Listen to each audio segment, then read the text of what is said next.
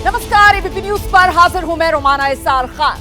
दुनिया के सबसे बड़े लोकतंत्र में आज लोकतंत्र का सबसे बड़ा पर्व आम चुनाव, उसी की शुरुआत होने जा रही है। जी, 2024 लोकसभा चुनाव के लिए पहले दौर की वोटिंग आज शुरू हो रही है। बड़ा मौका है, बड़ा दिन है और इसी के लिए एबीपी न्यूज ने तैयारी भी बड़ी कवरेज की है। इंतजाम खास है हमारे। मतदान की हर खबर, हर तस्वीर आप तक पहुंचेगी, ये वादा है हमारा। इसीलिए देश के अलग अलग हिस्सों से एबीपी न्यूज के ग्राउंड जीरो पर मौजूदगी है। हमारे संवाददाताओं की टीम इस वक्त हर तरफ मौजूद है।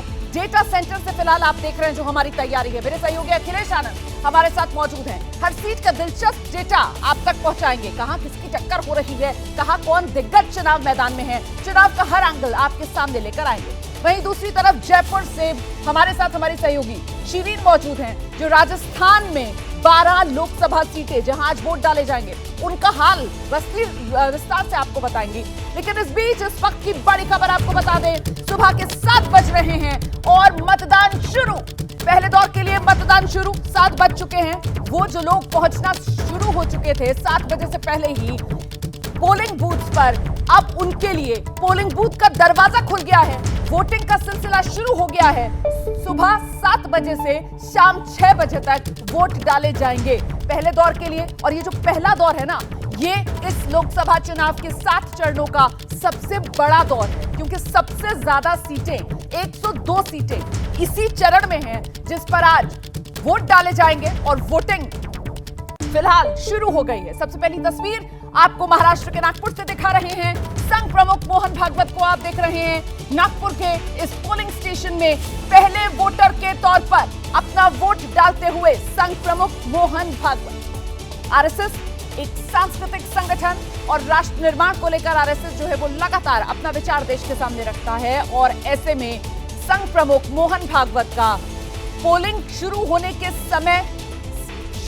समय से पहले ही पोलिंग बूथ पर पहुंचना, इंतजार करना कि पोलिंग शुरू हो और फिर सबसे पहले मतदान करना, यकीनन प्रेरणा भी है, इंस्पायर करते हुए भी नजर आ रहे हैं। और इसमें एक बड़ा संदेश भी छिपा हुआ है कि अपना कर्तव्य आप जरूर निभाइए, वोट जरूर डालिए। आप जिस भी उम्र के पड़ाव में हैं, निकलिए जरा, वोट डालिए। संघ प्रमुख को आप देख रहे हैं, वोट डाला है संघ प्रमुख ने। हम सीधे आपको लेकर चलते हैं डेटा सेंटर हमारे सहयोगी अखिलेश के पास और जरा जानते हैं अखिलेश से ये जो फर्स्ट फेज है, इसकी बड़ी बात है। अखिलेश। बिल्कुल रोमाना, देखिए ये जो फर्स्ट फेज है कई मायनों में महत्वपूर्ण, जिसका जिक्र आपने भी सबसे पहले किया कि जिन अलग अलग चरणों में मतदान होना है इस बार लोकसभा चुनाव में, उसमें सबसे ज्यादा जो लोकसभा की सीटें हैं वो उसे आज ही उस पर मतदान है, लोग उसमें हिस्सा ले रहे हैं मतदान में। 21 राज्यों और केंद्र शासित प्रदेशों की हम बात कर रहे हैं। 2024 के लोकसभा चुनाव का ये सबसे बड़ा चरण है जहां पर 102 सीटों पर मतदान जारी है और पहली बार लोकसभा चुनाव में इंडिया गठबंधन की परीक्षा है। ये जो इंडिया अलायंस बना है क्या कर पाएगा, ये देखना बड़ा महत्वपूर्ण होगा। तमिलनाडु में सबसे ज्यादा जो 39 सीटें हैं, मतलब यहाँ पर सारी सीटों पर आज मतदान हो जाएगा। इसके अलावा 16 करोड़ 63 लाख वोटर मताधिकार का इस्तेमाल कर रहे हैं। फर्स्ट फेज में जो चुनाव की हम बात कर रहे हैं, 16 करोड़ 63 लाख मतदाता हैं। मोदी सरकार के 11 मंत्री हैं और 7 पूर्व सीएम भी हैं जिनकी किस्मत का फैसला होना है। नितिन गडकरी से लेकर किरण रिजिजू, भूपेंद्र यादव जैसे दिग्गज उम्मीदवार मैदान में हैं। उनकी किस्मत का फैसला आज होगा, जहां पर आज मतदान जारी है। कमलनाथ के बेटे नकुलनाथ पहले चरण में सबसे अमीर उम्मीदवार के तौर पर हैं। ये अलग अलग डेटा भी आपके सामने हम रख रहे हैं। अरुणाचल प्रदेश और सिक्किम में भी मतदान, आज 10 राज्यों और यूटीज में भी अलग अलग मतदान केंद्रों पर मतदाता बड़ी संख्या में लगातार पहुंच रहे हैं। और वोट डालने के बाद, वोट डालने के लिए जो लोग पहुंचे हैं मतदान केंद्रों पर, वो तस्वीरें नजर आ रही हैं। मोहन भागवत मतदान में हिस्सा ले चुके हैं। जो तस्वीरें हम आपको दिखा रहे हैं लगातार, आरएसएस के प्रमुख मोहन भागवत नागपुर में पोलिंग स्टेशन पर पहुंचे और मतदान में देखिए उन्होंने कैसे हिस्सा लिया। सुबह सुबह सबसे पहले मतदान करने के लिए पहुंचे संघ प्रमुख। जो ये तस्वीरें आप देख रहे हैं यहाँ पर, आप भी आपके इलाके में भी अगर मतदान है तो जल्द से जल्द घर से बाहर निकलिए और मतदान में हिस्सा लीजिए। ये लोकतंत्र का महापर्व है, इसे सेलिब्रेट करिए और बहुत जरूरी है कि अच्छी सरकार आप चुने, समझदारी के साथ मतदान में हिस्सा लें। ये मोहन भागवत ने जब मताधिकार का इस्तेमाल किया उस दौरान की तस्वीरें, स्याही लगी हुई जो उंगली है वो दिखाते हुए। नागपुर में आपको पता है संघ का हेडक्वार्टर भी है और मोहन भागवत जो कि संघ प्रमुख हैं वहां पर मतदान करने के लिए पोलिंग स्टेशन पर पहुंचे। तो सुबह 7 बजे से आज मतदान की प्रक्रिया शुरू हुई है और सुबह नागपुर में सुबह मोहन भागवत मताधिकार का इस्तेमाल कर भी आए। ये तस्वीरें आप देख रहे हैं मतदान केंद्र के बाहर। जाहिर तौर पर ऐसे में एबीपी न्यूज भी अपने तमाम दर्शकों से ये अपील करता है कि अगर आपके इलाके में भी आज वोटिंग है तो घर से बाहर निकलिए और मतदान में हिस्सा जरूर लीजिए। लोकतंत्र का महापर्व चुनाव और इसका आप हिस्सा बने, इसे सेलिब्रेट करें, अच्छी सरकार चुनें।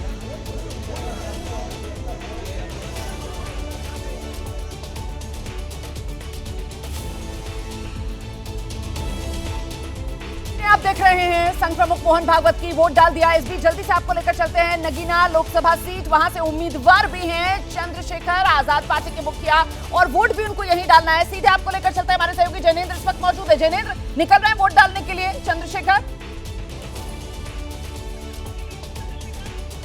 नहीं, देखिए वोट इनका सहारनपुर में है और सहारनपुर यहां से 3 घंटे की दूरी पर है, तो शायद चंद्रशेखर वोट तो नहीं डाल पाएंगे।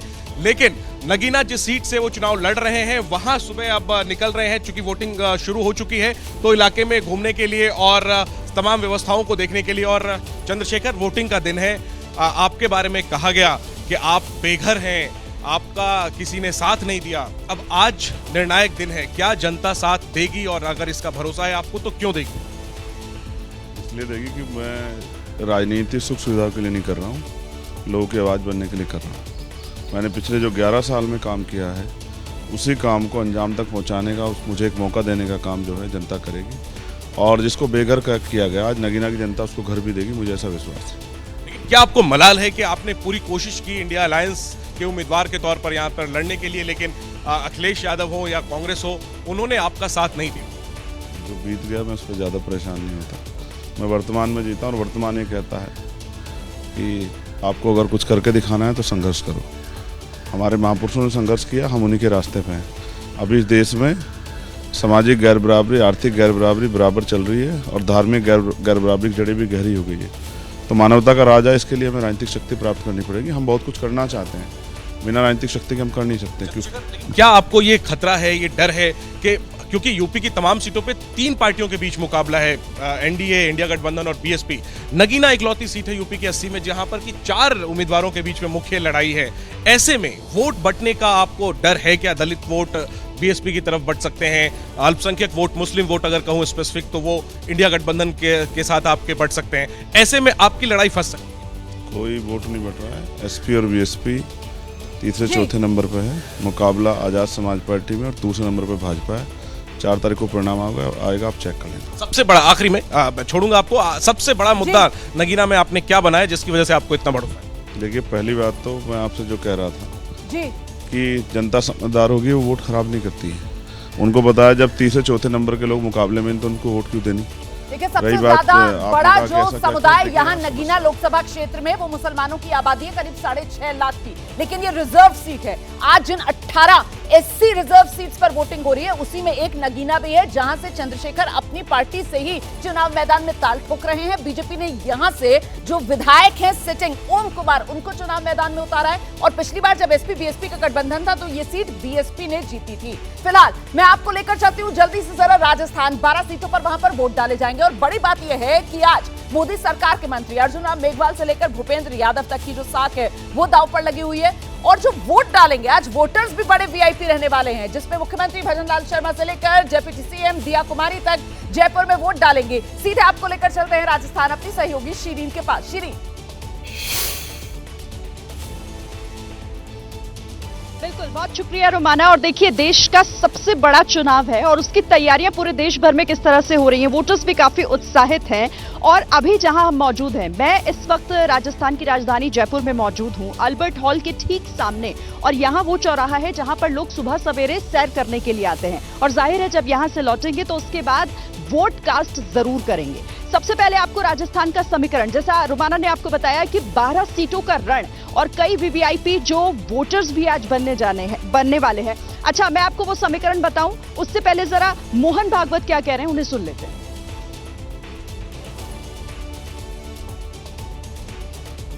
चलिए, एक बार फिर से अब राजस्थान की बात कर लेते हैं और राजस्थान का समीकरण कांटे की टक्कर, बहुत सारी वीवीआईपी सीट्स भी हैं इन 12 सीटों में से, तो उनका जरा आपको समझा देते हैं कि पूरा लेखा जोखा क्या है, गुना गणित क्या कहता है, किसके सामने कौन उम्मीदवार इस बार उतारा गया है और कैसे वो कांटे की टक्कर हो चली है। तो 12 सीटों का आपको ये समीकरण समझाते हैं। आइए अब देखिए, सबसे पहले शुरुआत हम यहाँ पर करेंगे राजस्थान के टक्कर में श्री गंगानगर सीट की। और गंगानगर सीट पर बीजेपी ने प्रियंका बैलान को इस बार उतारा है और उनके सामने कांग्रेस की तरफ से कुलदीप इंदौरा को टिकट दिया गया है, उम्मीदवार बनाया गया है। इसके अलावा अगली सीट बीकानेर है, जहां बीजेपी के अर्जुन राम मेघवाल, यहाँ पर जो बड़ा चेहरा है अर्जुन राम मेघवाल, वो बीजेपी के प्रत्याशी, और दूसरी तरफ कांग्रेस के उम्मीदवार हैं गोविंद राम मेघवाल। बीकानेर का रण, दोनों के बीच कांटे का मुकाबला। अब अगली सीट का रुख करें तो चुरू, और चुरू पर मुकाबला बीजेपी कांग्रेस के बीच, देवेंद्र झांझरिया जो बीजेपी के उम्मीदवार और राहुल कस्वा कांग्रेस के उम्मीदवार। चुरू की तस्वीर आपके सामने। चुरू में भी मुकाबला काफी इस बार जो है वो दिलचस्प रहने जा रहा है, जहां पर बीजेपी कांग्रेस, देवेंद्र झाझरिया और राहुल कस्वा चुनावी मैदान में है। इनकी किस्मत का फैसला आज वोटर्स को करना है। चुरू के बाद अब आगे बढ़ते हुए अगली महत्वपूर्ण सीट झुंझुनू की है। झुंझुनू में बीजेपी के शुभकरण चौधरी जो चुनावी मैदान में है, और इसी के साथ यहाँ पर ब्रिजेंद्र ओला जो कांग्रेस के उम्मीदवार हैं। तो झुंझुनू का भी ये आपको हमने बताया कि कौन किसके सामने है। झुंझुनू के अलावा भी कुछ और सीट्स के बारे में मैं आपको जानकारी दूंगी, लेकिन आइए पीलीभीत का रुख करते हैं। जितिन प्रसाद इस वक्त वहां पर कुछ कह रहे हैं, सुन लेते हैं। प्रसाद जी हमारे साथ हैं। जितिन जी, आप आम चुनाव लड़ रहे हैं भारतीय जनता पार्टी में आने के बाद पहली बार, कितना उम्मीद करते हैं पीलीभीत की जनता से? आप देखिएगा कि पीलीभीत का जो चुनाव है वो पार्टी का एक कार्यकर्ता लड़ रहा है, और जन जन तक जो योजनाएं प्रधानमंत्री नरेंद्र मोदी जी की 10 वर्ष का कार्यकाल है वो पहुंची हैं, जीवन में उनके परिवर्तन आया है, और उनके ट्रैक रिकॉर्ड जो 10 वर्ष का है कार्यकाल का वो सबके सामने है। उसी के आधार पर जन समर्थन, अपार जन समर्थन। तो विरोधी है कह रहे हैं कि जितिन प्रसाद की राह बहुत मुश्किल है। विरोधियों का कोई काम नहीं है, कोई योजना नहीं है, कुछ कहने को नहीं है, इसलिए वो इधर की बातें करते हैं। आप देखिएगा यहाँ पे कमल का फूल प्रचंड बहुमत से खिलेगा। मार्जिन कितना होगा? मैं मार्जिन में जाता नहीं हूँ, मुझे मालूम है इस पीलीभीत जनपद की जनता का आशीर्वाद पूर्ण रूप से मिल रहा है। मोदी फैक्टर, योगी फैक्टर क्या चल रहा है? बिल्कुल, केंद्र में 10 साल प्रधानमंत्री नरेंद्र मोदी जी का कार्यकाल और 7 साल का कार्यकाल योगी जी का प्रदेश में, ये दर्शाता है कि जनता के बीच में काम किया है, काम कर रहे हैं, और आगे की 5 वर्षीय योजना केंद्र सरकार की जो है उसकी परिकल्पना जो सजोई जा रही है, उसके आधार पर वोट। आखिरी सवाल, आप पे क्यों जनता भरोसा करे? बताया ना मैंने आपको, प्रधानमंत्री जी का जो नेतृत्व है, जो ट्रैक रिकॉर्ड है, जो कहा है वो किया है, धरातल पे उतारा है। बड़ी चीजें, बड़ी योजनाएं हुई हैं, गांव की स्तर की भी योजनाएं हुई हैं, और लाभ मिला है लोगों को। और नए भारत का जो निर्माण हुआ है, कि एस्पिरेशनल इंडिया पैदा हुआ है, जिससे लोगों की महत्वाकांक्षाएं पूरी हो रही। सरकार पूरी तरीके से नए भारत के निर्माण में अपना योगदान दे रही है। जितिन प्रसाद साफ कह रहे हैं कि मोदी योगी ने जो किया है इस देश के लिए, जनता उस पर विश्वास कर रही है, जिसकी वजह से हमारी विजय अवश्य संभावित होकर रहेगी। कैमरामैन हरिओम के साथ वीरेश पांडे, पीलीभीत। चलिए, तो जितिन प्रसाद को ये उम्मीद है कि वही जीतेंगे। आप सुन रहे थे जब हमारे सहयोगी से वो बातचीत कर रहे थे। तस्वीरें भी आपको दिखाते हैं पीलीभीत में कैसे वहां पर बड़ी संख्या में लोग वोट डालने के लिए पहुंच रहे हैं। यूपी के रुहेलखंड इलाके का प्रमुख जिला, आपको इस इलाके के बारे में बता दें, इसकी भौगोलिक स्थिति, इसकी डेमोग्राफी क्या है। नेपाल और उत्तराखंड की सीमा पर स्थित है। पीलीभीत के बारे में आप जान लीजिए, पूरी जानकारी डेटा सेंटर से लगातार मैं आप तक पहुंचाता रहूंगा। नेपाल और उत्तराखंड की सीमा पर स्थित ये पीलीभीत मेनका गांधी परिवार का गढ़ कहा जाता रहा है। इस बार क्या होगा देखना बड़ा दिलचस्प है। 6 बार मेनका, 2 बार उनके बेटे वरुण जीते, लेकिन इस बार उनका टिकट कट गया है। इस बार मेनका परिवार से कोई नहीं लड़ रहा है। जितिन प्रसाद यहाँ भारतीय जनता पार्टी के उम्मीदवार हैं। थोड़ी देर पहले आप देख रहे थे हमारे सहयोगी से, वहां वो बातचीत कर रहे थे, जीत के दावे कर रहे थे, और यहाँ का कुछ और समीकरण हम आपको बता रहे हैं। ये देखिए, जीत का जो अंतर रहा था पिछली बार, वो 2,55,000 का अंतर रहा था। ये आप देख रहे हैं, पीलीभीत का पूरा गणित आपके सामने हमने रखा है। हेमराज वर्मा और वरुण गांधी के बीच जब मुकाबला हुआ था, उस दौरान आप देख रहे हैं वरुण गांधी को 7 लाख से भी ज्यादा वोट मिले थे, जबकि जो उनके सामने उम्मीदवार थे हेमराज वर्मा, उन्हें 4,48,000 वोट मिले थे। 38% और 59% दोनों को मतदान जो उस वक्त हुआ था उसमें मिला था वोट, और इस लिहाज से 2.5 लाख वोटों से वरुण गांधी तब पीलीभीत से जीत गए थे। इस बार जितिन प्रसाद क्या कर पाएंगे, ये एक बड़ा सवाल बना हुआ है। तो ये पूरा पीलीभीत का गणित हमारे दर्शकों के सामने हमने रखा। अब आपको लिए चलते रोमाना के पास। बिल्कुल, देखिए 2024 में एक बात तय होगी कि पीलीभीत जो है वो मेनका गांधी परिवार का गढ़ या फिर बीजेपी का गढ़, क्योंकि 1996 से लगातार 2019 तक या तो मेनका गांधी या उनके बेटे इस सीट से जीतते रहे। इस बार जितिन प्रसाद अपनी किस्मत दांव पर लगा रहे हैं बीजेपी के सिंबल पर। मैं आपको सीधे अब बिहार लेकर चलूंगी, जमुई लेकर चलूंगी। ये भी 18 एससी रिजर्व सीट्स में से एक सीट है। यहाँ पर चिराग पासवान के जीजा अरुण भारती इस बार एलजेपी के टिकट पर चुनाव मैदान में है। उन्हीं से खास बातचीत की है हमारे सहयोगी शशांक। सीट पर आज मतदान हो रहा है। हमारे साथ बात करने के लिए मौजूद है लोजपा रामविलास के अरुण भारती, जिन्होंने अभी पूजा की है। क्या मांगा भगवान से अरुण जी? हम लोगों ने भगवान से उनका आशीर्वाद मांगा और हम लोगों ने जमुई लोकसभा में जो हमने अपना कार्य किया है, जो जनसंपर्क किया है, जनता से उनका आशीर्वाद और प्यार विश्वास मांगा है। यही मांगा कि आप हमें हमारे द्वारा चिराग पासवान जी के द्वारा किए गए कार्यों के लिए और आगे के जो हमारे प्लान्स हैं उसके लिए भगवान हमें आशीर्वाद दें, जमुई लोकसभा की जनता हमें आशीर्वाद दे, ताकि उनके द्वारा जो अधूरे कार्य हैं जो पूरे किए जाने हैं उसको हम लोग जल्द से जल्द पूरा कर सकें। नर्वसनेस ज़्यादा है या एक्साइटमेंट ज़्यादा है आज? नहीं, कोई नर्वसनेस नहीं है, कोई ऐसा थोड़ा सा है। पहली बार मेरे लिए है जब जनता के सामने मेरी परीक्षा हो रही है, तो थोड़ा सा एंग्जाइटी होता है, लेकिन ठीक है, ये सब चलता है, इसी क्रम का हिस्सा है। और मुझे पूर्ण विश्वास है जिस तरह का जनसंपर्क हमारा हुआ है कि यहाँ की लोकसभा की जनता का मुझे पूर्ण विश्वास मिलेगा। क्यों वोट दे जमुई की जनता अरुण भारती पर? क्यों विश्वास करे, क्यों वोट दे आप? देखिए, हम लोग चिराग पासवान जी के द्वारा किए गए कार्य हैं, जो धरातल पे किए गए कार्य हैं, उसके बेसिस पे, नीतीश कुमार जी के द्वारा जो किए गए कार्य हैं उसके बेसिस पे, और नरेंद्र मोदी जी के जो द्वारा जो किए गए कार्य है उसके बेसिस पे, और उनके कार्यों को यहाँ जमुई लोकसभा में विकास की गति को और बढ़ाने के लिए इसी चीज़ को लेकर के जा रहे हैं। हम ना कोई हवाई वादे कर रहे हैं, ना झूठे वादे कर रहे हैं। हम पुराने किए गए कार्यों को जो किए गए हैं पूर्व में, और उसी कार्यों को हम आगे कैसे ले जाएंगे, इन्हीं सब चीज़ों को लेकर के जनता के पास जा रहे हैं और हमें भरपूर आशीर्वाद मिलेगा। वही सीट जो 2014-2019 लगातार चिराग पासवान जीत रहे थे, इस बार अरुण भारती चुनाव मैदान में है। जल्दी से आपको लेकर चलती हूँ छिंदवाड़ा। हमारे सहयोगी रविकांत ने वहां फर्स्ट टाइम वोटर से बात की है, पहले वोटर से बात की है, सुनिए। शिकारपुर के मतदान केंद्र पर हम हैं छिंदवाड़ा में। मैडम, क्या नाम है? आप फर्स्ट वोटर हैं। यशस्वी सिंह सिसोदिया। तो क्या मुद्दे रहे? आपने पहला मतदान आज किया है यहाँ पर। देखिए, क्योंकि हम यहाँ रहते हैं, हमारे लिए हमारा पर्सनल डेवलपमेंट, वुमेन सेफ्टी और एम्प्लॉयमेंट ही इश्यूज़ रहा है हमेशा से। छिंदवाड़ा क्योंकि बहुत एक सिंपल सा छोटा सा प्लेस है, तो हम जो कैंडिडेट्स हैं उनको बहुत पर्सनल लेवल तक पहचानते हैं और बहुत पर्सनली हमने देखा है कि उन्होंने क्या काम किया है, उस बेसिस पर ही वोटिंग हुई है आज। तो छिंदवाड़ा का विकास होता रहा है? जी हाँ। अपना वोट का जो चिन्ह है ये दिखा रही हैं। पहली मतदान है करने वाली युवा हैं। क्या करते हैं आप? मैं प्रिंसिपल हूँ स्कूल में। अरे वाह, कम एज प्रिंसिपल हैं। तो इस तरीके से लोग यहाँ पर इसीलिए शायद हम लोगों को ये गफलत हो गई कि शायद ये फर्स्ट टाइम वोटर है। नहीं, ये बूथ पर फर्स्ट वोटर जो वहां पर पहुंची थी। मैं जल्दी से आपको लेकर चलती हूँ डेटा सेंटर अखिलेश के पास। देखिए, पश्चिम से लेकर पूर्वी भारत तक वोट डाले जा रहे हैं। पश्चिम बंगाल, वहां पर भी 3 लोकसभा सीटों पर आज वोटिंग हो रही है। नॉर्थ बिहार की ये सीटें हैं और यहाँ पर जो आमने सामने की कड़ी टक्कर, उसी के बारे में क्या डिटेल्स मिल रही है अखिलेश? जी हाँ, बहुत ही दिलचस्प मुकाबला है, कांटे की टक्कर आप कह सकते हैं। जिस तरीके से हर तरफ से कोशिश की जा रही है, चाहे वो टीएमसी हो, बीजेपी हो या लेफ्ट हो, कांग्रेस हो, लेकिन ये मुकाबला कैसा दिख रहा है वो आंकड़े अब हम आपके सामने रख रहे हैं। आंकड़ों के जरिए हर जानकारी एबीपी न्यूज लगातार आप तक पहुंचा रहा है। अब हम पश्चिम बंगाल की बात करें, कूच बिहार की टक्कर आप देखिए। मोदी सरकार में गृह राज्य मंत्री उनकी जो निशित प्रामाणिक है, उनकी टक्कर जो है आप देख रहे हैं टीएमसी के नेता से है, जगदीश चंद्र से। परिचय आपको दे दें इनका, सिताई से। ये विधायक 2019 से सक्रिय राजनीति में है। निशित प्रामाणिक की हम बात कर रहे हैं, जो कि साल 2019 से लगातार सक्रिय राजनीति में है। दूसरी तरफ आपके सामने जगदीश चंद्र नजर आ रहे हैं, टीएमसी के नेता हैं और ये भी लगातार राजनीति में सक्रिय, और दूसरी बार लोकसभा चुनाव लड़ रहे हैं निशित प्रामाणिक। इस बार क्या होगा ये देखना अहम होने जा रहा है।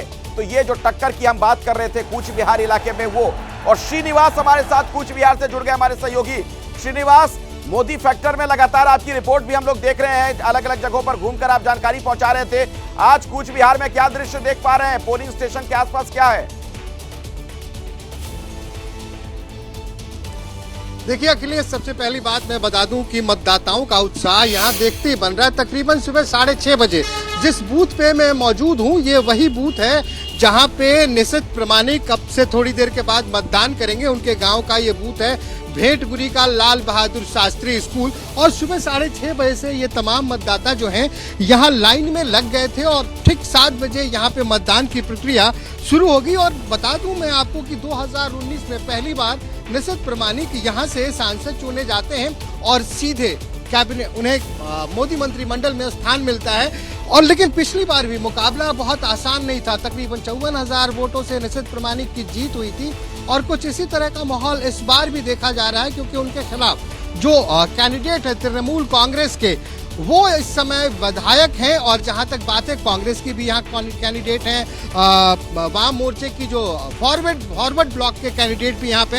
हालांकि पिछली बार भी लेफ्ट को लगभग 3% के आसपास वोट यहाँ मिले थे, कांग्रेस को भी 1.25%। लेकिन मुख्य मुकाबला टीएमसी और बीजेपी में ही नजर आ रहा है। हालांकि यहाँ पे ज्यादातर श्रीनिवास, दरअसल ये जो कूच बिहार वाला इलाका है किसी जमाने में फॉरवर्ड ब्लॉक का ही गढ़ हुआ करता था, और उसके बाद 2016 से पहले इसको यहाँ पर टीएमसी ने जीता, लेकिन 2019 में निशित प्रमाणिक यहाँ से जीते। फिलहाल ये जो लंबी सी कतार नजर आ रही है, जरा मन टटोलिए, वो कौन सा मुद्दा जो यहाँ इन वोटर्स को खींच कर लाए पोलिंग बूथ पर? श्रीनिवास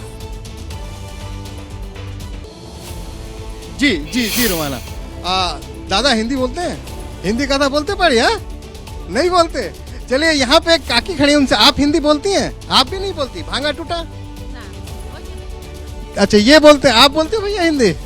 ये बताओ क्या इशू है आज, मुद्दे क्या है वोट करते वक्त? इस वक्त जो मुद्दे हैं मेनली वो है बेरोजगारी, और जो मतलब नौकरी के सेक्टर में स्टेट गवर्नमेंट का। देखिए रोमाना, मैं पूरे हिंदुस्तान में घूम कर पिछले बहुत दिनों से बात कर रहा हूँ, तो युवाओं के पास जो मुद्दा है वो रोजगार का है। जी भैया। हाँ बिल्कुल, बेरोजगारी एक्चुअली वो वेस्ट बंगाल में एक इशू है, बहुत बड़ा इशू है, क्योंकि वो हर सेक्टर में अच्छे से रिक्रूटमेंट नहीं हो रहा है। तो मतलब मुद्दा रोजगार का ही है, विकास रोजगार, यही। बाकी ये जो तमाम मुद्दे इधर उधर के होते हैं वो नहीं है। हम युवा के लिए और क्या चाहिए? युवा के लिए सिर्फ रोजगार के लिए एक व्यवस्था होना चाहिए, यही तो प्रॉब्लम हो रहा है, और कुछ नहीं। देखिए रोमाना, यहाँ पे जो तमाम युवा मौजूद हैं, खास करके इस इलाके में, यहाँ से बांग्लादेश का बॉर्डर आप कह सकते हैं तकरीबन 2 से 3 किलोमीटर। हिंदी बोलते हो भैया? क्या मुद्दे रहेंगे इस बार चुनाव में? क्या मुद्दा रहेगा? जो है प्रधानमंत्री उसी को लाना है फिर से। तो कुछ इस तरह की बातें। और ठीक पीछे जो हमारे आप बूथ देख रहे हैं वो खाली है, उसी बूथ पे तकरीबन ये बताया गया है कि अब से थोड़ी देर के बाद निशित प्रमाणिक अपना मतदान करेंगे। उनका आवास यहाँ से चंद्र फलांग पे है, कह सकते हैं 500 मीटर की दूरी पे है। चूंकि हर उम्मीदवार कल रात देर रात तक जागता रहा, तो अब से थोड़ी देर के बाद अब ये बताया जा रहा है कि निशित प्रमाणिक भी आकर यहाँ पे मतदान करेंगे। रोमाना, श्रीनिवास, मैं दोबारा आपके पास आऊंगी जब निशित प्रमाणिक वहां पर पहुंचेंगे वोट डालने के लिए। तो कुल मिलाकर जो आज कह रहे थे ना अभी श्रीनिवास कि देखिए किस तरीके की बातें, तो आज तो इसी तरीके की बातें सुनने के लिए मिलेंगी, क्योंकि आज तो जनता की बारी है ना। ऐसे में आज तो जनता के मन में जो कुछ है वो सब आपके सामने आने वाला है। प्रधानमंत्री नरेंद्र मोदी की तरफ से अपील कर दी गई है, जो ये लोकतंत्र का सबसे बड़ा पर्व शुरू हुआ है। अगर आपके इलाके में भी आज वोटिंग का दिन है तो फिर वोट जरूर डालिए, अपनी जिम्मेदारी जरूर निभाइए। हमारे तमाम सहयोगी हमारे साथ लगातार बने हुए। लोकसभा चुनाव के पहले चरण के लिए 21 राज्यों और यूटीज में 102 लोकसभा सीटों पर वोटिंग शुरू हो गई है। प्रधानमंत्री नरेंद्र मोदी की तरफ से अपील की गई है लोगों से कि बढ़ चढ़कर मतदान में हिस्सा लें, मतदान करें और रिकॉर्ड बनाएं। ये कह रहे हैं प्रधानमंत्री नरेंद्र मोदी। युवाओं के लिए प्रधानमंत्री नरेंद्र मोदी की तरफ से खास तौर पर संदेश दिया गया है, लोकतंत्र में हर वोट कीमती, युवा साथी भी लोकतंत्र के इस पर्व में बढ़ चढ़कर शिरकत करें। एबीपी न्यूज भी आपसे यही अपील कर रहा है, अगर आपके इलाके में भी आज वोटिंग का दिन है तो फिर वोट जरूर कीजिए, अपनी जिम्मेदारी जरूर निभाइए। जल्दी से आपको लेकर चलते हैं मध्य प्रदेश की वो सीटें जहां पर आज वोट डाले जा रहे हैं, उन्हीं के बारे में और डिटेल्स अखिलेश आप तक पहुंचाएंगे। जी बिल्कुल, मध्य प्रदेश की अगर हम बात कर लें, बीजेपी के गढ़ के तौर पर इस राज्य को लंबे वक्त से देखा जाता रहा। इस बार क्या होगा, जरा मंडला चलते हैं। हमारे सहयोगी विवेक श्रीवास्तव वहीं पर मौजूद हैं। विवेक, आपकी लोगों से भी बातचीत हुई होगी और आज आप वहां पर देख रहे होंगे मतदाताओं को भी। अभी क्या स्थिति नजर आ रही है, क्या समीकरण देख रहे हैं? फग्गन सिंह कुलस्ते चुनावी मैदान में है वहां से। देखिए अखिलेश, मैं कल से ही मंडला में आसपास के इलाकों में घूम रहा हूँ। 20,97,000 वोटर हैं और यहाँ पर फग्गन सिंह कुलस्ते बीजेपी से हैं और कांग्रेस से प्रत्याशी हैं मरकाम। फाइट बहुत यहाँ पर होने वाली है तगड़ी और यहाँ देखिए लोगों में उत्साह है वोटिंग के लिए। सुबह से ही लोग जो है वोट करने के लिए आ गए हैं। इनसे ज़रा बातचीत कर लेते हैं। सर के नाम ये रिकॉर्ड है कि हर सुबह सबसे पहले ये वोट डालते हैं पिछले कई चुनाव से। पिछले 10 चुनाव से मैं पहला वोट डालते आ रहा हूं। क्या मुद्दे हैं आपकी बार, किन मुद्दों पर वोट करेंगे? पार्टी का नाम नहीं लेना है। राष्ट्र हित में मतदान करना आवश्यक है। इसलिए क्या मुद्दे क्या हैं इलाके के जिस पर वोट करेंगे? मुद्दे बहुत से हैं मगर इस समय सिर्फ राष्ट्र हित ही सबसे सर्वोपरि है। हम कुछ और लोगों से बातचीत कर लेते हैं। एक लंबी लाइन है जो लोग यहाँ वोट कास्ट करने के लिए आए हैं। बताइए भैया, क्या नाम है आपका? दीपक गुप्ता। तो मुद्दे क्या हैं इस इलाके के? मुद्दे नहीं बता सकते। आप बताएंगे क्या बताएंगे मुद्दे क्या हैं? कुछ जो महिलाएं हैं इधर, इनसे बात कर लेते हैं। मैम, क्या मुद्दे हैं, क्या सोच के वोट करने आए हैं आप बताएंगे? आप देखिए, जो यहाँ के स्थानीय मुद्दे हैं वो जो लगातार मैं यहाँ के लोगों से बातचीत कर रहा हूँ। भाई साहब, क्या नाम है आपका? अतीक खान। मुद्दे क्या हैं यहाँ के, क्या सोच के लोग आज वोट कर रहे हैं?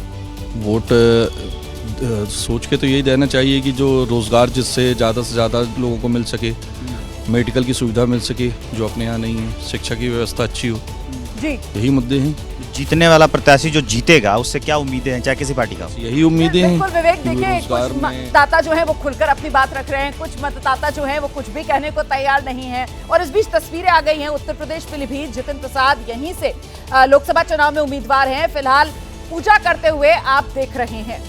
पीलीभीत की सीट जहां से पिछली बार वरुण गांधी जीते थे, बीजेपी ने सिटिंग एमपी का टिकट काटकर जो योगी सरकार के मंत्री हैं जितिन प्रसाद, उन्हें चुनाव मैदान में उतारा है और वो इस समय पूजा करते हुए आप देख रहे हैं। हम सीधे अब आपको लेकर चलते हैं देवभूमि हरिद्वार, जहां पर दोनों ही प्रत्याशी चाहे बीजेपी को हो या कांग्रेस के हो, लोकसभा चुनाव में तो पहली बार किस्मत आजमा रहे हैं। हाँ, बीजेपी की तरफ से पूर्व मुख्यमंत्री प्रदेश के त्रिवेंद्र सिंह रावत को इस बार चुनाव मैदान में उतारा गया है और देवभूमि हरिद्वार से इस वक्त हमारे साथ हमारे सहयोगी दीपक रावत मौजूद हैं। जरा जानते हैं दीपक से हरिद्वार की सियासी लड़ाई वाली तस्वीर कैसी नजर आ रही है आज वोटिंग वाले दिन। दीपक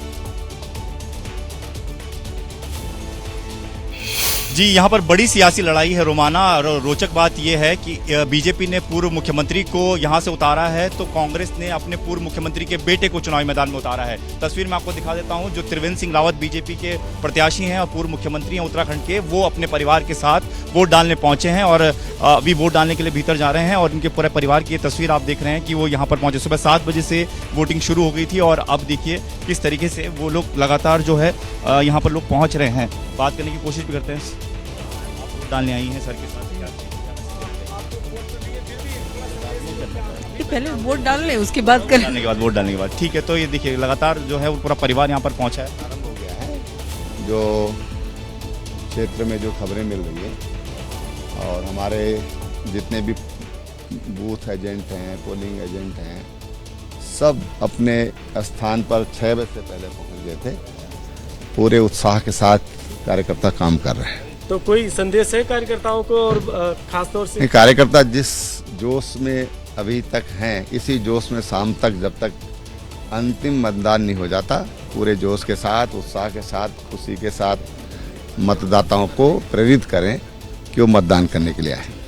तो त्रिवेंद्र सिंह रावत इस वक्त पूरे परिवार के साथ आप देख रहे हैं तस्वीरें, वोट डालने आए हैं। हरिद्वार लोकसभा सीट से काफ़ी हॉट सीट मानी जाती है और इसी सीट पर अगर मतदाताओं की बात करें तो 20 लाख से ज़्यादा मतदाता, यानी कि सबसे ज़्यादा मतदाता रोमाना इसी सीट पर हैं। और कांग्रेस की बात करें तो हरीश रावत, जो कि पूर्व मुख्यमंत्री कांग्रेस से रहे हैं, उनके बेटे वीरेंद्र रावत को चुनावी मैदान में उतारा गया। तो कड़ी लड़ाई है और मुख्यमंत्री खुद बीजेपी के टिकट पर और दूसरी तरफ कांग्रेस के टिकट से पूर्व मुख्यमंत्री हरीश रावत के बेटे जो वीरेंद्र रावत हैं वो चुनाव मैदान में। और ऐसी टक्कर हरिद्वार की। सीधे आपको लेकर चलूंगी डेटा सेंटर अखिलेश के पास, जो बताएंगे आपको रोचक बातें आज के मतदान वाले दिन की बिहार से जुड़ी हुई। कौन कौन सी सीट जहां पर टक्कर जोरदार। अखिलेश बिल्कुल, अब हम बिहार की बात कर लेते हैं और बिहार में अपने दर्शकों को गया लिए चलते हैं। यहाँ वीआईपी उम्मीदवारों की बात की जाए तो जीतन राम मांझी यहाँ से चुनाव लड़ रहे हैं। यह देखिए आपके सामने उनकी तस्वीर भी सामने आ गई है।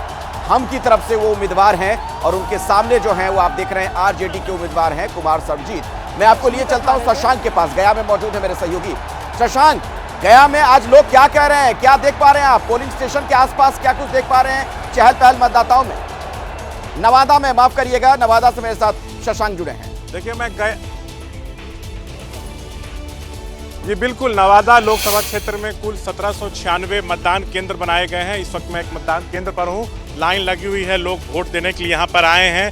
लोगों से हम बात करेंगे कि किन मुद्दों को ध्यान में रखकर वो लोग जो है वो वोट कर रहे हैं। आप लोग वोट देने के लिए आए हुए हैं, लाइन में लगे हुए हैं सुबह से, किन मुद्दों को ध्यान में रखें? विकास का मुद्दा, विकास। अच्छा, विकास एक बड़ा मुद्दा है। बस विकास चाहिए, पढ़ाई अच्छा चाहिए, लिखाई अच्छा चाहिए, हमको मतलब अच्छे जीने का तरीका चाहिए, यही और क्या, यही विकास चाहिए हमको। क्या समस्याएं हैं यहाँ की और किन मुद्दों को ध्यान में रखकर वोट डाल रहे हैं? तो बोल ही दिया एक आदमी तो विकास मुद्दा बता रहे हैं, आपका भी मुद्दा तो वही है, वही मुद्दा सबका है, वही मुद्दा सबका है। तो एक विकास बड़ा मुद्दा है। क्या नाम है आपका? क्या मुद्दों को आप ध्यान में रखकर वोट कर रहे हैं? अरे ये काम बढ़िया मैंने कार्यक्रम होना चाहिए। और नगर पालिका का तो ये होता ही नहीं कि खाली बालू दे के दिखा देना चाहिए, समझे कि नहीं? घर मकान टूट रहा है, जनार्दन है। और देखिए शशांक, इसका जो विवेक है ना वही सर्वोपरि होता है। और आज अपने उसी विवेक को लेकर जनादेश तय करती हुई देश की 16 करोड़ जनता इन 102 लोकसभा सीटों पर। अब एक और बड़ी खबर मैं आपको बताने जा रही हूँ। देखिए इस बार चुनाव आयोग की तरफ से अच्छा, लेकिन पहले आपको लेकर चलते हैं बीकानेर, जहां से उम्मीदवार बीजेपी के अर्जुन राम मेघवाल जीत का चौका लगाने के लिए इस बार बीकानेर सीट से उतरे हुए हैं। क्या कह रहे हैं सुनते हैं। ये जो लोकतंत्र का पर्व है, ये महत्वपूर्ण पर्व है, ये विकसित भारत की नींव रखने वाला आज का दिन है। प्रथम चरण के ये मतदान का दिन विकसित भारत की नींव रखने वाला दिन है। क्या वजह है कि लगता है बीकानेर की जनता आप पर विश्वास जताएगी और जिताएगी? मुझे पूरा विश्वास है, कोई किंतु परंतु नहीं है। बीकानेर की जनता इस बार भारतीय जनता पार्टी को बड़ा आशीर्वाद देने जा रही है। मैम साथ में हैं, आप वोट देने के लिए आप लोग निकल रहे हैं। आज के दिन के लिए क्या कहेंगे, कितना खास दिन आपके लिए, और आज क्या प्रार्थना की जब सुबह उठी? प्रार्थना है कि मोदी जी जीते, सब जनता साथ में है, सब साथ में है जनता। मैम जो थे साथ में गीत गुनगुना रहे थे, कौन सा गीत था और आज के दिन के लिए वो क्या कहना चाहते? वो साथी हाथ बढ़ाना। हम क्या साथ में जरा साथी हाथ बढ़ाना, साथी हाथ बढ़ाना, एक अकेला थक जाएगा मिलके बोझ उठाना, साथी रे साथी रे साथी हाथ बढ़ाना। बेहद ही खूबसूरत तस्वीर के साथ में अर्जुन राम मेघवाल, उनकी धर्मपत्नी वोट करने के लिए निकल रहे हैं। पीछे पूरा परिवार है और उनसे भी बातचीत करेंगे, लेकिन फिलहाल उन्होंने एक ही बात कही कि लोकतंत्र का बड़ा महापर्व है। और खूबसूरत तस्वीर, वाकई में बड़ी सादगी के साथ अपने जीवन साथी के साथ साथी हाथ बढ़ाना की बात करते हुए, मतदाताओं को प्रेरित करते हुए वोट डालने के लिए निकल रहे हैं अर्जुन राम मेघवाल। 2009, 2014, 2019 जीत की हैट्रिक लगा चुके हैं। जीत का चौका लगाने के लिए 2024 में चुनाव मैदान में उतरे। सुरक्षित सीट है ये, और इससे पहले जब सुरक्षित नहीं थी, इसी सीट से धर्मेंद्र चुनाव जीते थे बीजेपी के टिकट पर। और अब वो जो दिलचस्प बात मैं आपको बताने वाली थी, वो महाराष्ट्र के चंद्रपुर की खबर है। देखिए इस बार चुनाव आयोग की तरफ से खास तैयारी ये की गई कि जो 80 साल से ज्यादा उम्र के बुजुर्ग हैं, वो मतदान से पहले अपने घर से वोट डाल सकते थे। ये खास व्यवस्था चुनाव आयोग ने की। ऐसी ही एक बुजुर्ग चंद्रपुर की, उन्होंने अपने घर से वोट डाला। मैं ये कहानी बताऊंगी। मुझे छिंदवाड़ा की जनता पर पूरा विश्वास है। वो सबसे बड़े गवाह हैं पिछले 44 साल का इतिहास का, और मुझे पूरी उम्मीद है कि वे सच्चाई का साथ देंगे। और वहाँ पर जाकर मतदान करूँगा और फिर गांव के लोगों के साथ बैठ के जलपान करूँगा। सर आशीर्वाद की उम्मीद है कंडोलिया देवता से आपको, क्योंकि आप तो यहीं के स्थानीय हैं और हर बार हमने देखा है कि जब भी आप कुछ बड़ा करते हैं तो सबसे पहले उन्हीं का आशीर्वाद अगर यहाँ होते हैं तो लेते हैं। देखिए हमारे को सभी ईष्ट देव सबसे हम लोग प्रार्थना करते हैं कि हम लोगों को सफल करें। जो हमारा लक्ष्य है इस जनता के कल्याण का, लोगों के भला करने का, जो लोग दुखी हैं उनको किसी तरह से राहत देने का, इस तरह का हम लोगों का मनसा रहती है। और निश्चित तौर पर भगवान से प्रार्थना करके शक्ति भी मिलती है। और मुझे पूरा विश्वास है कि आज का दिन पूरे गढ़वाल के लिए, पूरे उत्तराखंड के लिए और पूरे देश के लिए आज का दिन बहुत ही महत्वपूर्ण दिन होगा। और मैंने जैसे कहा कि एक विकसित भारत, विकसित उत्तराखंड और विकसित गढ़वाल का मार्ग प्रशस्त होगा। सर, एक आखिरी रिएक्शन आपका ये कि जलपान और फिर मतदान, ये हर चुनाव में कहा ही जाता है, इसको लेकर अपने यहाँ क्षेत्र के लोगों से आपकी आखिरी अपील। नहीं, बस मैंने कहा ना, पहले मतदान करें, फिर जलपान करें और ज़रूर मतदान करते वक्त सोचें कि हमको किस प्रकार का गढ़वाल बनाना है, कैसे यहाँ के सबका विकास करने के लिए कौन कर सकता है, ये ज़रूर सोचें। और जब भी वो सोचेंगे तो भारतीय जनता पार्टी को ही सही पाएंगे। शुक्रिया सर। तो ये थे अनिल बलूनी जी, जो कि जा रहे हैं सीधे कंडोलिया मंदिर और वहाँ पर आशीर्वाद वो लेंगे कंडोलिया बाबा का। उसके बाद सीधे निकलेंगे अपने पैतृक गांव नकोट के लिए, वहाँ पर अपने वोट का इस्तेमाल करेंगे। अनिल बलूनी, और ये भी पहली बार लोकसभा चुनाव मैदान में किस्मत आजमा रहे हैं। और वो जो बात मैं पहले आपको बता रही थी, चंद्रपुर 80 साल की बुजुर्ग महिला, अपने घर से ही उन्होंने वोटिंग कर दी थी, क्योंकि इस बार ऐसी व्यवस्था बुजुर्गों के लिए चुनाव आयोग की तरफ से की गई थी। लेकिन आज जब महाराष्ट्र के चंद्रपुर में वोटिंग हो रही है तो उनका निधन हो चुका है और ऐसे में उनका पूरा परिवार आज वोट डालने के लिए पहुंचा है। उन बुजुर्ग महिला को श्रद्धांजलि के तौर पर अपना ये वोट उनका परिवार अर्पित कर रहा है, अपने परिवार की उस बुजुर्ग को जिसने निधन से पहले भी अपनी जिम्मेदारी निभाई, वोट डाला। परिवार के 18 लोग पहुंचे वोट डालने के लिए। वोटिंग की प्रक्रिया शुरू हो गई है। यदि मैं आपसे कहूं कि एक मतदाता ने इस चुनाव में, लोकसभा चुनाव में मतदान किया, लेकिन अब वो इस दुनिया में नहीं है, क्या आप विश्वास करेंगे? ऐसा हुआ है। 86 साल की महिला ने महाराष्ट्र के चंद्रपुर में मतदान किया, क्योंकि मतदान वो केंद्र पर आकर नहीं कर सकती थी, इसलिए चुनाव अधिकारी घर पर गए, वहां पर उनका मतदान हुआ, लेकिन कल ही उनका निधन हो गया।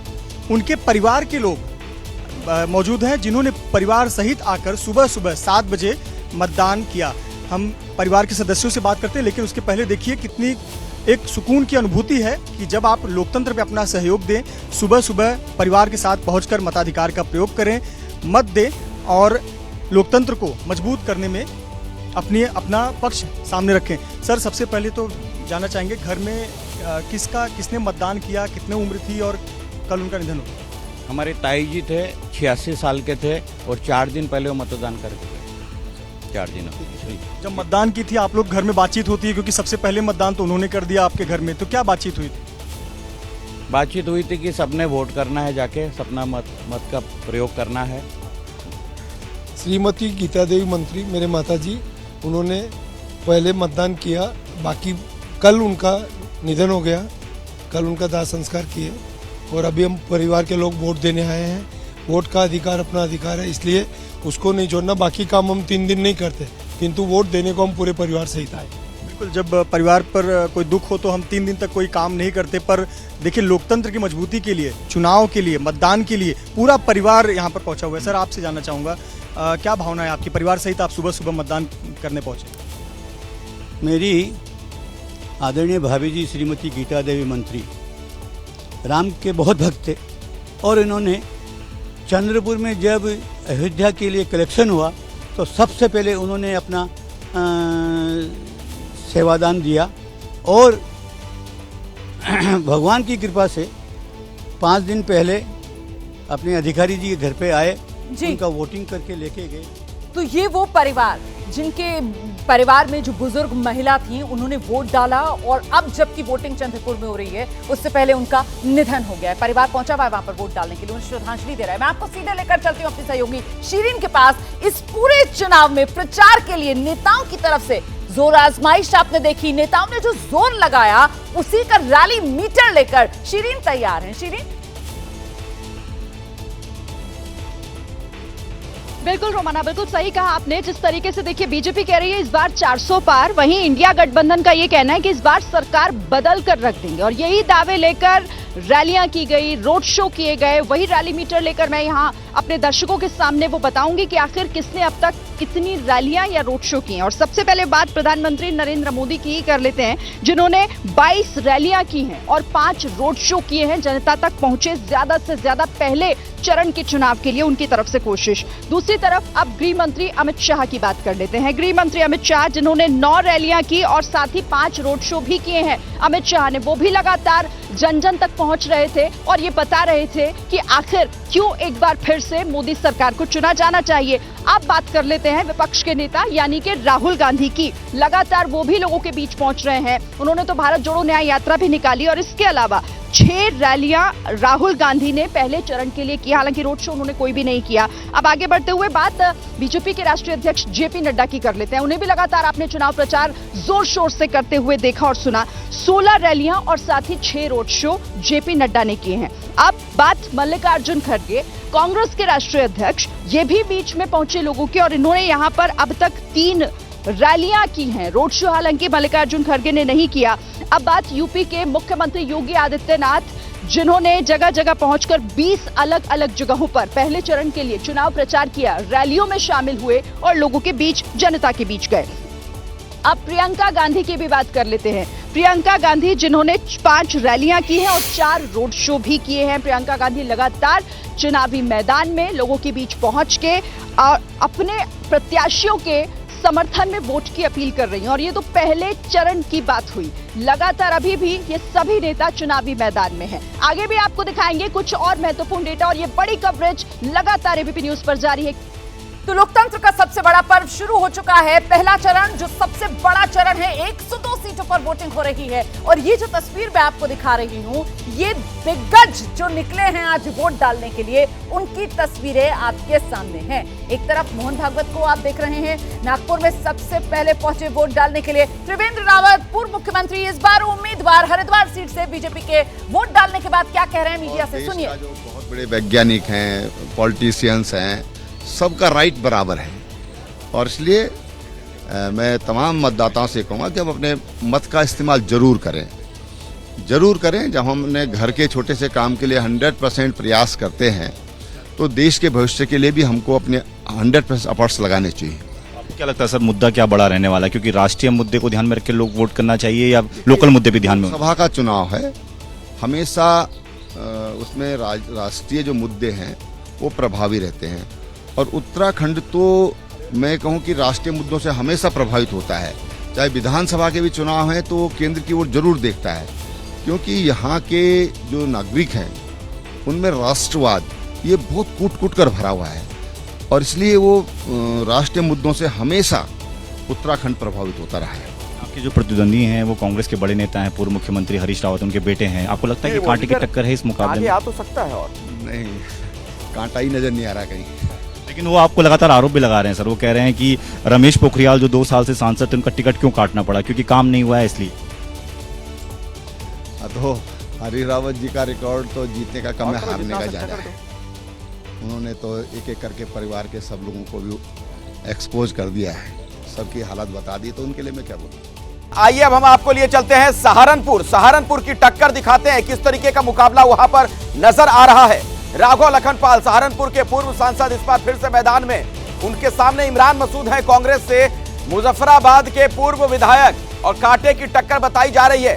बात की जाए राघव लखनपाल की, साल 2001 से राजनीति में है, जबकि इमरान मसूद साल 2007 से चुनावी मैदान में है। 3 बार एमएलए, 1 बार सांसद रहे राघव लखनपाल, जबकि 1 बार इमरान मसूद एमएलए रह चुके हैं।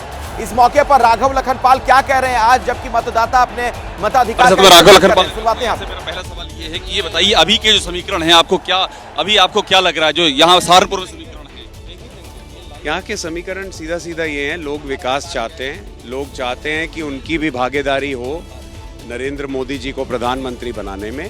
तो इसके चलते निश्चित रूप से सब बीजेपी के लिए वोट डालेंगे और बीजेपी ही विजय। आप ये कह रहे हैं कि नरेंद्र मोदी को पीएम बनाने के लिए वोट पड़ रहे हैं यहाँ पर, यही मुद्दा है, मोदी को पीएम बनाना ही मुद्दा है? निश्चित रूप से आप देखिए ना किस प्रकार का उनका कार्यकाल रहा है, जिस तरह से ओवरऑल जो डेवलपमेंट हुआ इंफ्रास्ट्रक्चर का। आज देश 5वीं सबसे बड़ी अर्थव्यवस्था बन गई है दुनिया की, 3री बनने की ओर अग्रसर है, हमारी सबसे fastest growing economy in the world है। तो ये सारी चीजें देखते हुए सब लोग चाहते हैं कि मोदी जी फिर से। इमरान मसूद कितने मजबूत उम्मीदवार आपके सामने हैं? आप पिछला चुनाव हार भी गए थे राघव भाई, इस बार इमरान मसूद चुनौती कैसे देखते हैं? आप इतिहास उठाइए ना, काहे आप इतने ऐसे सवाल? मसूद का नाम ज्यादा लेना है कि आप इतिहास उठाइए, हम नाम सिर्फ राम का लेते हैं, सिर्फ नाम का। और प्रियंका गांधी की रोड शो में बड़ी यहाँ पर भीड़ हुई थी, वो आपके लिए चिंता का सबब नहीं? इतने सारे लोग इसमें इकट्ठा हो गए। आपको योगी जी वाली रोड शो में आना चाहिए था, फिर आप पूछते ही नहीं ये सवाल। अच्छा, एक आखिर में बीएसपी में से भी उम्मीदवार है माजिद अली, बीएसपी का क्या वोट डिवीजन का कुछ लग रहा? अजी कोई फैक्टर नहीं है, फैक्टर केवल ये है मोदी जी को पीएम बनाना है, बीजेपी को जिताना है। आपके काम पर कोई वोट नहीं पड़ेगा, आप भी यहाँ पर सांसद रह चुके हैं, आप बार बार मोदी जी का नाम ले रहे, राघव लखनपाल के अपने काम पर कोई वोट नहीं है क्या? नहीं, बिल्कुल उसका भी फैक्टर होगा, लेकिन हम देखिए सब चाहते हैं कि मोदी जी फिर से प्रधानमंत्री बने, क्योंकि उनके नेतृत्व में ही हम सहारनपुर में कुछ करवा पाए, यहाँ पर बड़े बड़े जो काम करवाए हैं, तो निश्चित रूप से आगे भी उन्हीं के नेतृत्व में हम सहारनपुर के लिए बहुत सारी चीजें लाने में इस वाला अखिलेश यादव का ने जिस तरह से यहाँ पर पीडीए की बात कही है, पिछड़ा दलित मुस्लिम की जो बात हो रही है, अल्पसंख्यक की बात हो रही है, वो आपके लिए कितना चैलेंज है? मोबिलाइजेशन 2022 में अखिलेश जी को सारे जवाब मिल ही गए थे, अब वो फिर इसी तरह की बातें छेड़ रहे हैं, कुछ नहीं है कोई। राघव लखनपाल हैं, इनसे हमने बात की है और सबसे अहम बात इस पे जोर दे रहे हैं कि ये जो वोट हैं, तो राघव लखनपाल या इमरान मसूद कौन यहां से जीतेगा? सहारनपुर में जनता इस वक्त वोटिंग वहां पर कर रही है। आज की सबसे बड़ी खबर पर लगातार हमारी नजर बनी हुई है।